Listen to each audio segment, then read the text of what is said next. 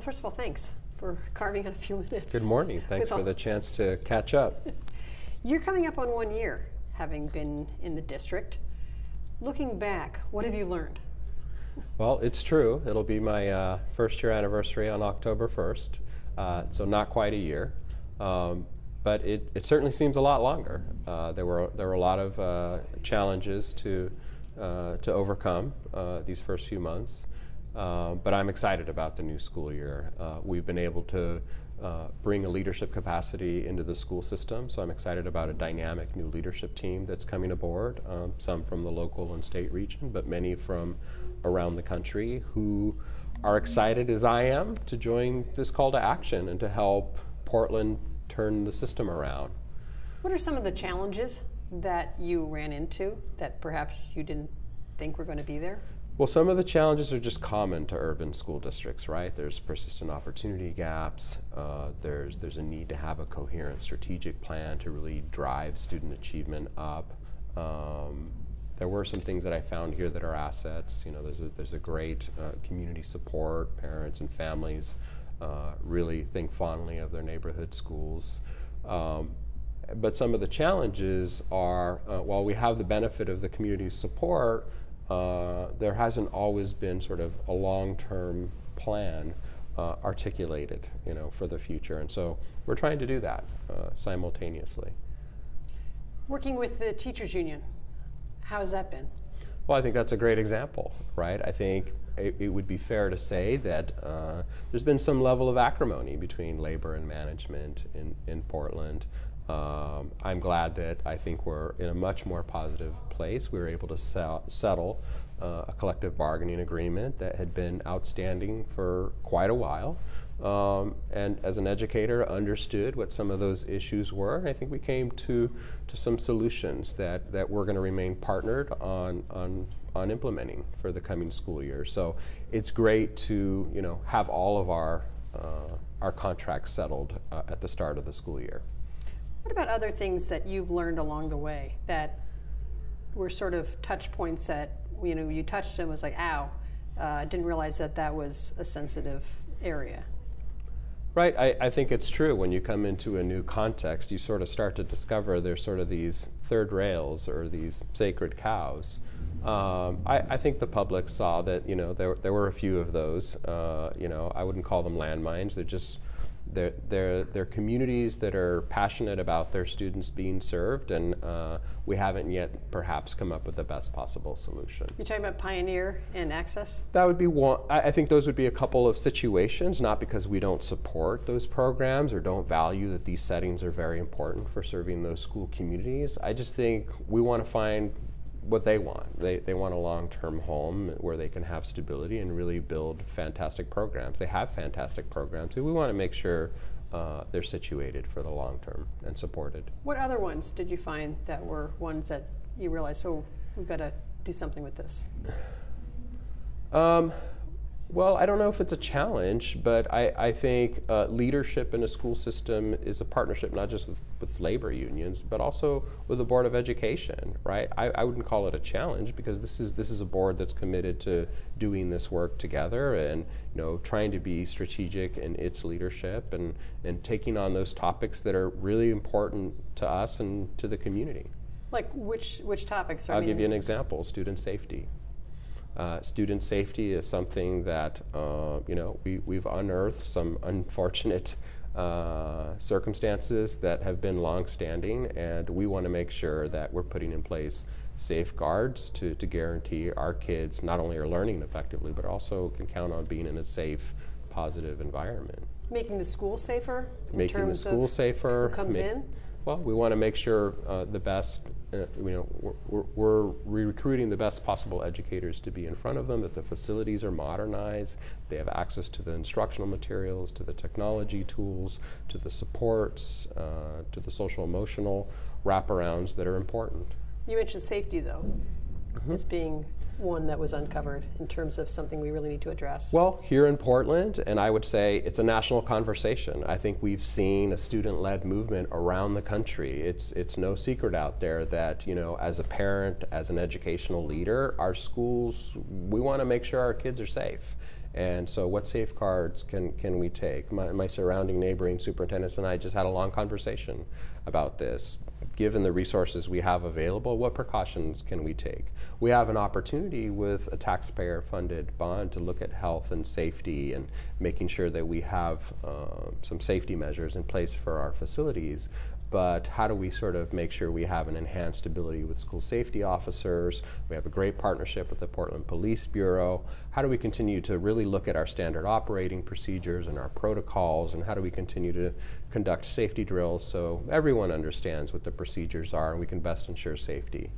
Is there something within that area you'd like to see specifically implemented in the next year? Well, I think what you will find educational leaders around the country in agreement about is we really need to prioritize mental and behavioral health supports for students. I think it's easy, you know. I mean, more counselors? More counselors, more social workers, more access for our students who may require other social emotional support so that they're ready to learn. So are more people going to be hired in those areas? I think what we're focusing on for the coming school year, and this is an area that we came to quick agreement on with the Portland Association of Teachers, is how do we respond effectively when we know that there's a crisis, when we know that there's a student who's exhibiting behaviors that might be symptomatic of other circumstances. So we are prioritizing a crisis response team, making sure that we're able to really differentiate supports to schools, that we have an ability to sort of be there when there's an alert that there may be a child who needs some support. Is that something new in terms of a crisis response team?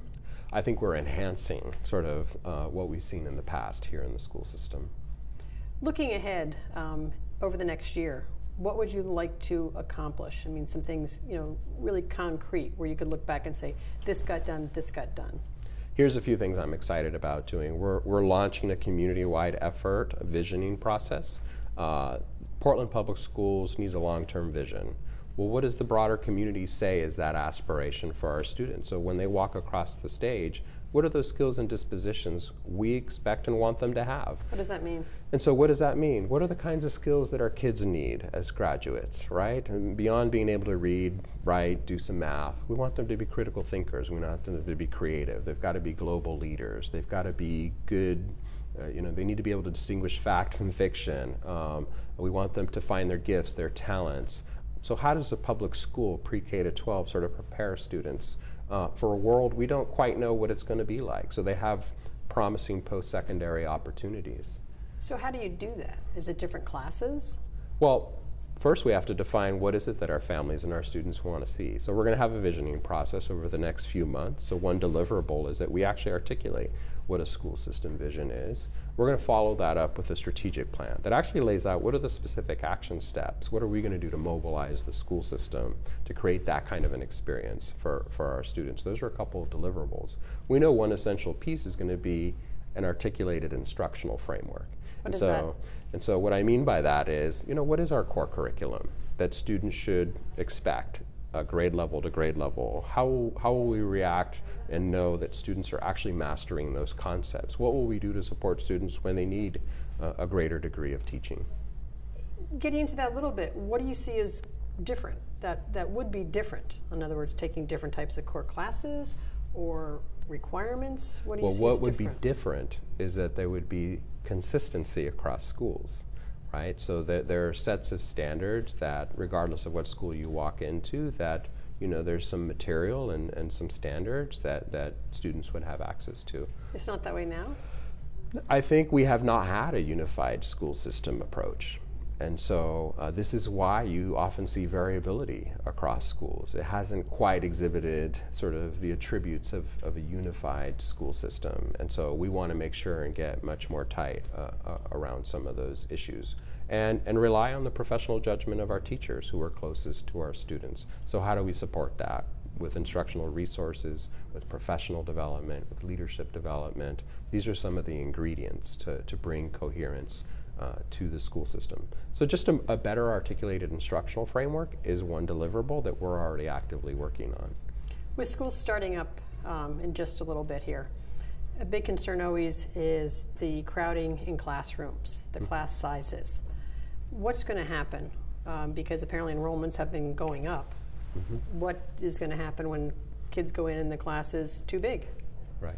Well, here's the exciting part. I think this is going to be our largest student enrollment in total in over a decade. I think we're going to break the 50,000 student mark, which is a great thing. Part of our negotiations with our teachers union was an agreement that a smaller ratio of students to teachers is always going to be a plus. It's not the only thing that matters, but it certainly makes a difference. So we were in agreement about making sure we have some class size goals.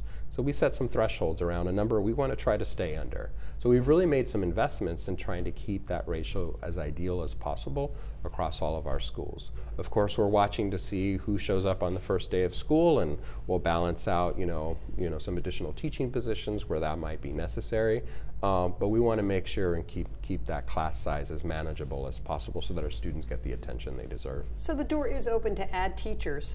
We've been doing that required. we've been doing that on an ongoing basis. But once classes start? Well, there's always sort of an official count after the fall because you never exactly know who's going to land there, especially in a growing city with a lot of development and new school-age kids. We tend to do sort of this 10-day count, as most districts do, to see where things landed, and we'll be monitoring that very closely, and we have on reserve some teaching positions to make sure and deploy them. One other area, too, is over the summer, massive construction in a lot of schools. The modernization, renovating, things that a lot of parents, teachers, staff were very excited about. We're now in the final, the final days, and there's still a lot of construction well underway. There are some concerns among some teachers, staff, parents about construction ongoing once school starts. They're concerned about dust in the air, materials that are around. How do you reassure them that that is going to be okay or not a problem? It is true. This has probably been historically one of the most active construction activity-related summers in the school system. So we have many schools undergoing health, safety, modernization efforts going on. Schools like Roseway Heights that we're sitting in today are in great shape for Monday. Our teachers, you just heard them say, are excited and enthusiastic. We want all our teachers to be as prepared as possible. But when you have this number of construction projects actively going on, some into the 11th hour, we're going to be working through the weekend to make sure the environments are prepared and clean and ready to receive our students. And so we want to assure our parents, we want what they want. We want sort of the best environments for our students to learn in as possible.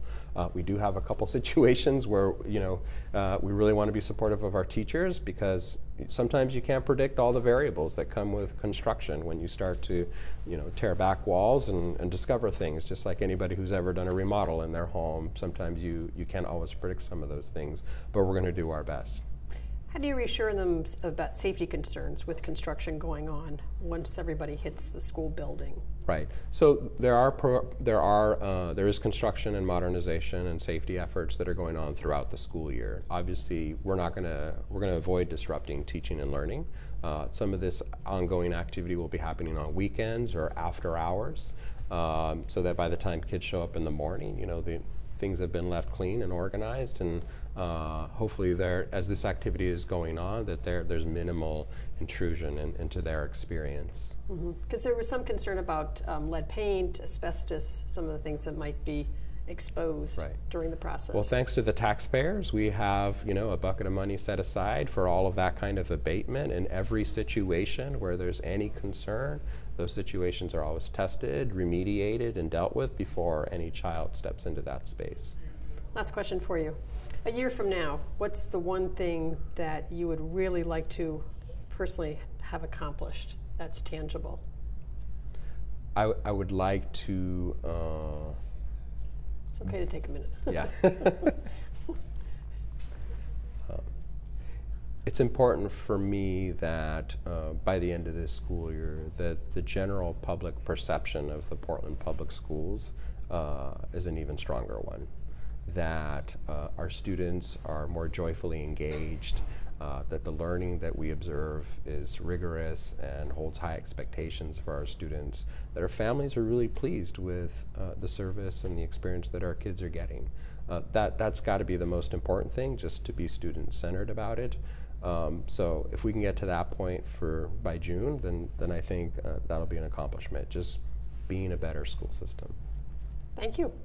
Thank you. Appreciate the time.